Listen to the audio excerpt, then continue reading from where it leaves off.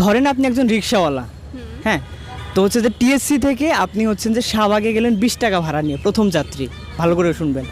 আবার টিএসসি থেকে হচ্ছে বাংলা মোটর পর্যন্ত গেলেন 50 টাকা ভাড়া। আবার বাংলা মোটর থেকে হচ্ছে আপনি বসুন্ধরা সিটি শপিং মলে গেলেন 70 টাকা ভাড়া। আবার সেই বসুন্ধরা সিটি শপিং মল থেকে বাংলা মোটর আসলে একজন 70 টাকা ভাড়া কিন্তু না দিয়ে দৌড় পালাই গেল। আচ্ছা, সেখানে 70 টাকা কিন্তু আপনার লস। এবং বাংলা মোটর থেকে হচ্ছে শাহবাগ আসলো, তার ভাড়া হচ্ছে 70 টাকা, কিন্তু সে 150 টাকা দিয়ে ফোনে কথা বলতে বলতে সে চলে গেল। এবার বলতে হবে রিক্সাওয়ালার বাবার নাম কি? রিক্সাওয়ালার বাবার নাম কি?